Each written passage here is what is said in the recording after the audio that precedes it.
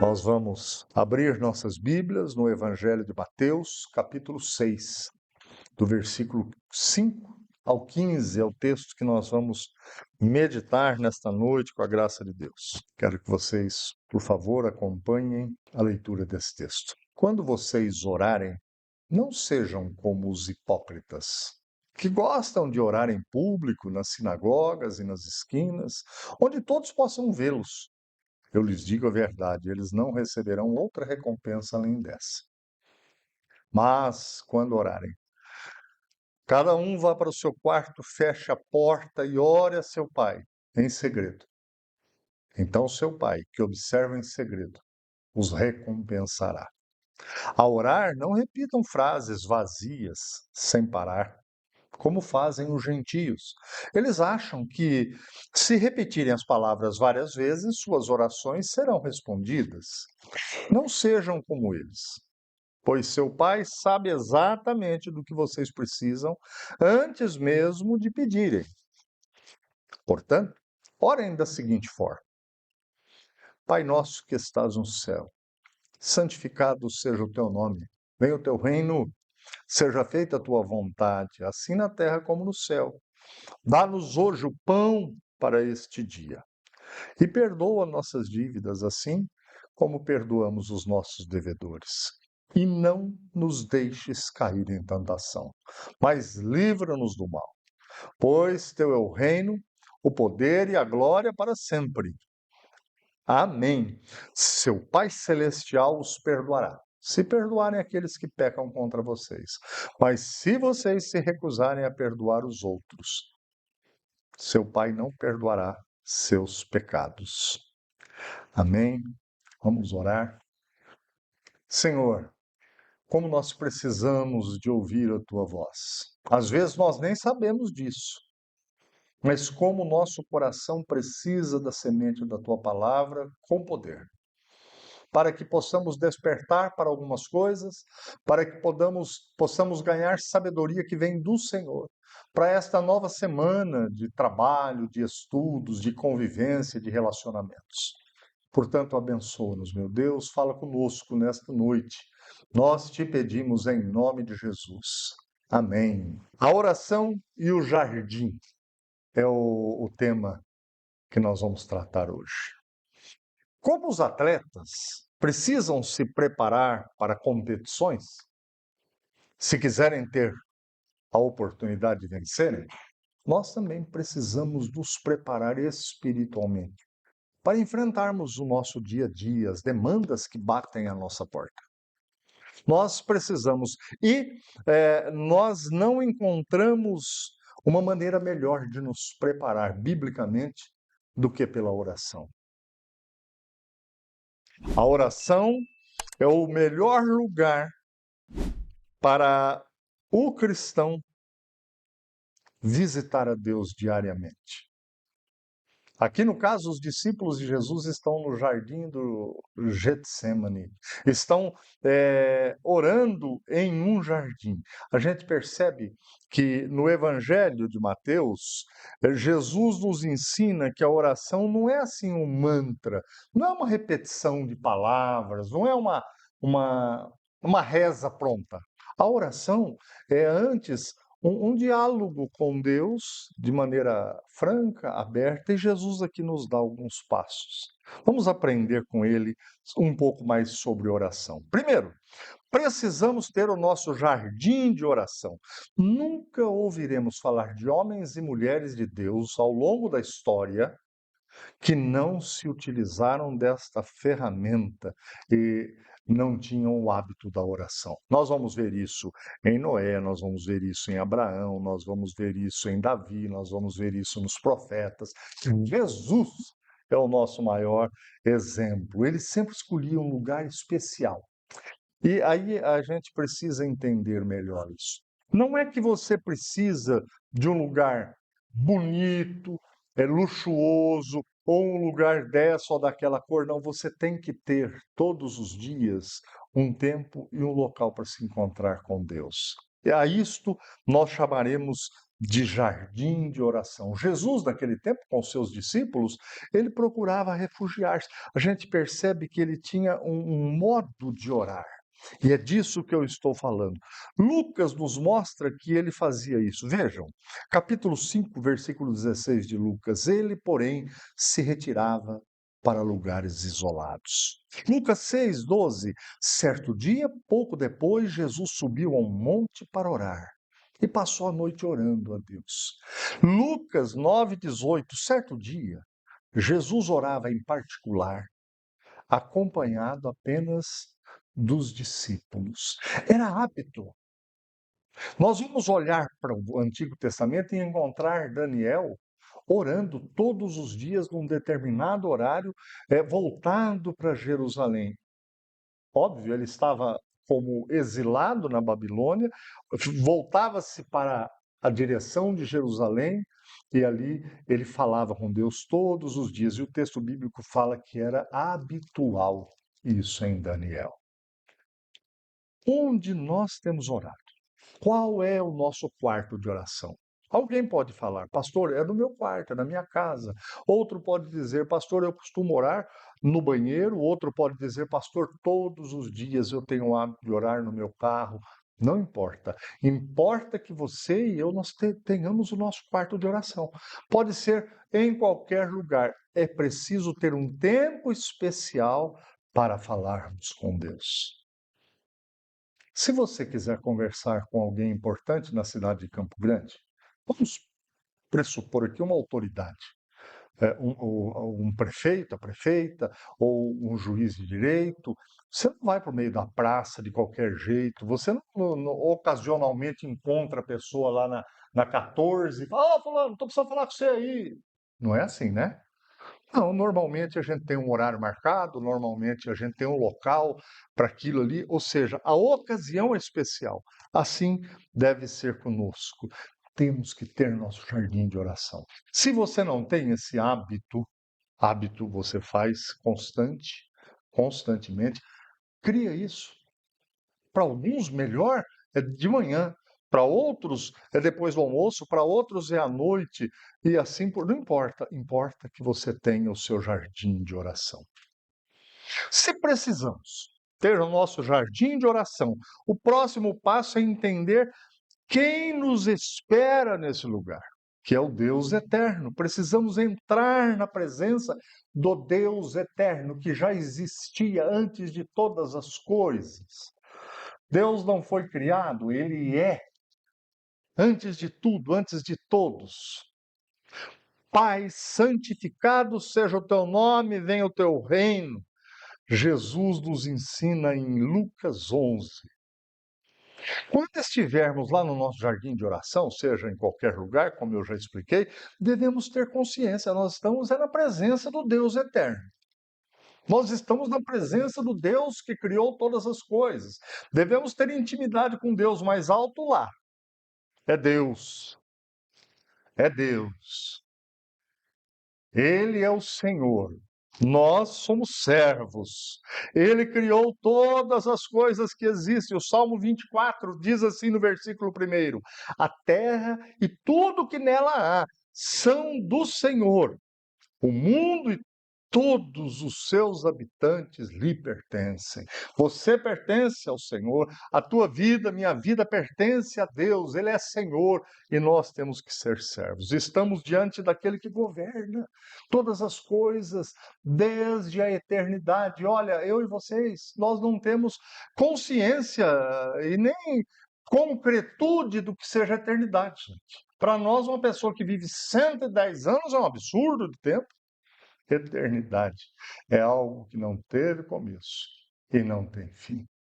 Nós estamos diante de Deus. E quando estamos diante do Deus eterno, conscientes de quem Ele é, o nosso coração precisa se alinhar com Deus, com a sua vontade. É neste momento que aprendemos a desejar não apenas o que a gente quer, mas o que Deus deseja para nós. Porque a sabedoria de Deus faz com que Ele deseje para você e para mim só coisas boas. Jesus, ao ensinar a orar, no capítulo 7 de Mateus, ele vai dizer assim, olha, qual é o pai que o filho pede para ele pão e ele dá pedra? Qual é o pai? Que o filho pede para ele algo necessário e ele lhe dá uma cobra. O vosso Pai Celestial é assim. Ele só dá coisas boas para vocês. E nós precisamos entender que, às vezes, gente, sem percebermos, nós pedimos coisas para Deus absurdas. Esses dias, me lembro do nosso netinho Davi, estava brincando. Ele gosta de brincar na torneira da pia enquanto a mãe está preparando o almoço. E ele queria pegar lá uma faca. Eu acho que, na verdade, ele pegou a faca. A gente deixa uma criança de 3 anos brincar com a faca? Ela quer. Para ele era importante aquela faca. Mas mesmo que ele chore, o que que a gente faz? Não dá a faca. Tira a faca da mão dele. Assim é Deus conosco. Porque às vezes a gente não sabe pedir. Ao entrar na presença de Deus, conscientes de quem Ele é, devemos dizer: Senhor, eu estou tão necessitado disso, daquilo e tudo, mas eu quero que, segundo Jesus nos ensinou, seja feita a tua vontade e não a minha, Senhor. Porque o Senhor sabe de todas as coisas. O Senhor sabe quem eu sou. O Senhor conhece a minha vida amanhã, depois de amanhã. Precisamos tomar cuidado para não entregar apenas uma lista de pedidos para Deus. Igual uma criança mimada. Eu não estou dizendo que a gente não tenha que pedir, mas nós temos que confiar que Deus tem uma vontade boa, perfeita e agradável para nós. Existe um modelo de oração na Bíblia que a gente precisa aprender e evitar. Eu gosto de falar disso. É a oração de Jacó. Jacó, quando está fugindo do seu irmão, num dado momento do início da viagem, diz assim lá em Gênesis 28. Então Jacó fez o seguinte voto. Olha, Jacó falando com Deus. Se de fato Deus for comigo e me proteger nesta jornada, se ele me providenciar alimento e roupa, e se eu voltar são e salvo à casa de meu pai, então o Senhor certamente será o meu Deus. E esta coluna memorial que eu levantei será um lugar de adoração a Deus. E eu entregarei a Deus a 10ª parte de tudo que ele me der. Bonita oração. Mas vocês perceberam a Jacó impondo condições para Deus? Se o senhor fizer isso, se fizer isso, se fizer aquilo, se eu voltar para a casa do meu pai, então, e ele lá fez uma espécie de um altarzinho com pedras, ele falou, daí eu vou considerar este lugar o lugar de me encontrar com Deus. Aquele lugar passa a se chamar Peniel, que significa encontrar com Deus, encontro com Deus. Essa oração a gente tem que evitar. Ela não é uma oração correta. Vocês percebem? Senhor, se o Senhor me der aquele moço para casamento, Senhor, se o Senhor me der aquela jovem para casamento, se eu conseguir o bom emprego, se o Senhor faz uma lista para Deus, daí fala, aí eu vou ser fiel ao Senhor. Que oração esquisita. Essa oração de Jacó a gente tem que evitar. Se, então eu farei. É a oração de Jacó. Mas tem uma oração na Bíblia que a gente pode copiar. É a oração de Abacuque. A oração de Abacuque, no capítulo 3, diz assim: ainda que a figueira não floresça e não haja frutos nas videiras, ainda que a colheita de azeitonas não dê em nada, e os campos fiquem vazios e improdutivos, ainda que os rebanhos morram nos campos e os currais fiquem vazios, mesmo assim me alegrarei no Senhor, exultarei no Deus da minha salvação. O Senhor soberano é a minha força. Essa oração a gente tem que copiar. Meu Deus, ainda que isso que eu estou lhe pedindo não aconteça, ainda que aquilo que eu estou esperando não ocorra, ainda que eu seja frustrado nos meus desejos, eu me alegrarei no Senhor, porque o Senhor é o Deus da minha salvação. Essa oração a gente tem que copiar. Mas isso não impede você e eu de clamarmos e pedirmos as coisas a Deus. Mas esta oração, Senhor, é no Senhor que a minha alegria acontece. É na fidelidade do Senhor, é na expectativa que eu tenho daquilo que o Senhor pode fazer, não nas coisas que eu peço. Todavia, ou seja, ainda que não aconteça o que eu quero, é a oração de Abacuque que deve ser a nossa. Em quarto lugar, precisamos, claro, suprir necessidades que temos. Claro que todo mundo aqui tem necessidades. Como eu disse no início, tem demandas, talvez para essa semana que está começando aí. E como é que faz? Você tem que clamar a Deus. Diz Jesus: o pão nosso cotidiano dá-nos de dia em dia. Devemos pedir a Deus aquilo que nós precisamos para suprir mesmo nossas necessidades. Ora, vejam, tem um empresário que hoje, claro que são muitos, mas tem um empresário que hoje talvez tenha a necessidade de clamar a Deus: Senhor, eu preciso de R$ 1 milhão nessa próxima semana para saldar os meus compromissos com os meus funcionários, sei lá, coisas assim. E tem aquela pessoa que está clamando a Deus: Senhor, eu preciso de R$ 200 para essa semana, para pagar aquela conta de luz. Tudo isso é necessidade. Como que nós encontramos equilíbrio nas nossas necessidades? Buscando aquilo que venha suprir o que a gente está precisando realmente. Não só financeiramente, é claro que eu estou falando isso em um sentido figurado. Devemos aprender na fidelidade de Deus quando estamos à mesa todos os dias. Hoje você se assentou diante de uma mesa e tinha alimentos. Hoje você se assentou diante de uma mesa e tinha saúde para desfrutar daqueles alimentos.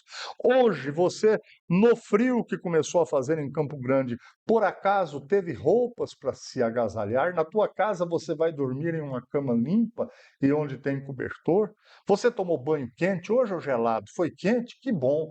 Você e eu, nós temos que basear a nossa fidelidade naquilo que a gente já tem, naquilo que a gente possui. E aqui existem diversos níveis para diversos crentes, para diversos cristãos. Dentro da realidade de cada um, a gente precisa aprender a viver uma vida simples. Paulo vai falar a Timóteo, no capítulo 6 da primeira carta, assim: portanto, se temos alimento e roupa, estejamos contentes. Mas aqueles que desejam enriquecer caem em tentações, Timóteo, e armadilhas, e em muitos desejos tolos e nocivos. Paulo vai falar o seguinte: olha, quando as pessoas se apegam ao dinheiro como o fim de todas as coisas, é uma tragédia, Timóteo. Isso era a tragédia naquele tempo e a tragédia até os dias de hoje. Dentro da realidade de cada um de nós, seja pessoa rica, seja pessoa mediana, seja pessoa pobre, não importa, aqueles que servem a Deus devem tentar viver uma vida simples. E eu tentei encontrar um modo de explicar para vocês essa questão de vida simples. Vida simples não é você comer só arroz com feijão. Vida simples não é você vestir uma calça surrada que você já tem 20 anos que tem ela. Tem calça com 20 anos? Eu tenho, essa aqui tem. E ainda serve. E tá até grande. Ô, benção, né? Coisa boa quando o gordo emagrece, é uma maravilha, né? Mas olha, contentamento não se desfruta com quantidade, mas com qualidade. Você tem um bom relacionamento na tua casa, você com o teu marido, você com os teus filhos. Você é alguém que olha para tudo e fala: meu Deus, está tudo dando certo, o Senhor tem realmente suprido minhas necessidades. Meu Deus, essa semana vai ser ótima, porque o Senhor está comigo. Isso é uma vida de contentamento. A gente precisa compreender que a satisfação diante do que nós já temos é uma vida simples e de contentamento. Fale com Deus sobre suas necessidades, não importa quais sejam. Tem gente que está clamando por uma cura, tem gente que está clamando pela cura de algo muito complicado, tem gente que está clamando por um filho que está tão desgarrado. À luz da realidade que a gente enxerga, está tudo perdido. Não importa, clame a Deus, porque Ele é o Deus do impossível. Ele é o Deus que pode todas as coisas, todas as vidas, todas as situações estão nas mãos do nosso Deus. Clame a esse Deus. Agora, não basta termos o pão de cada dia. Há algo ainda mais profundo. Precisamos que Deus proteja o nosso coração. Os conflitos ocorrem dentro dos nossos corações e exigem uma resposta, uma tomada de decisão. O que é um conflito? O conflito surge quando há uma necessidade de escolha entre situações, às vezes, que são complicadas de se tomar uma decisão. Vou tentar dar um exemplo aqui.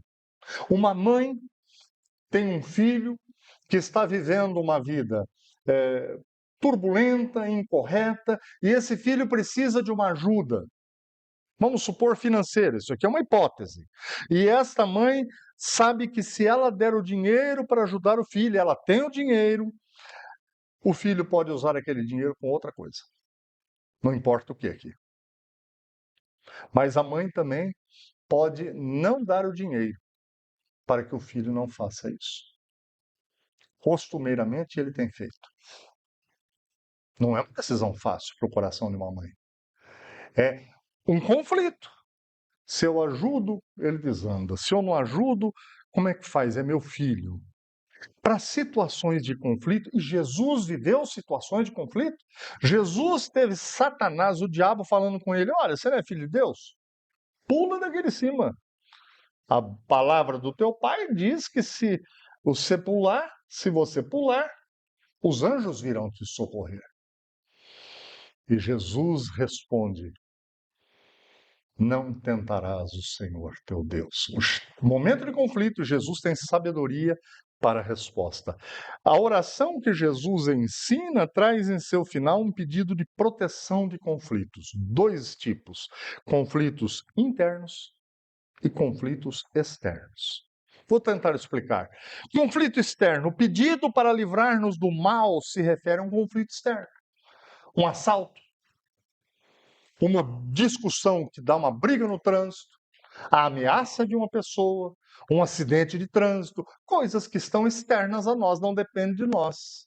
Uma bomba que cai, um avião que cai, coisas assim, conflitos externos. Jesus diz: livra-nos do mal, Pai. Conflito interno. Agora tem um conflito que ocorre dentro da gente. Se nos contaminarem, o caos vai se instalar na nossa vida, dentro de nós. Por isso Jesus ensina: Pai, não nos deixe cair em tentação. Situações que aos olhos são desejosas, coisas que aos olhos nós desejamos diante de nós, às vezes até situações muito lícitas.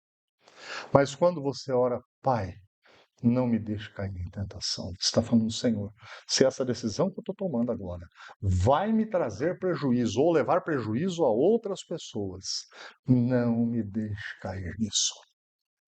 É assim que nós precisamos orar. É Jesus que nos ensina que precisamos pedir proteção do mal e da tentação. Do mal e da tentação. Eu me lembro que quando eu era criança, minha avó me ensinou a fazer uma oração muito simples, e eu achava que aquilo era a chave do sucesso. Ela falava assim: meu filho, quando você tiver numa situação perigosa, você vai falar: Jesus está comigo, comigo Jesus está.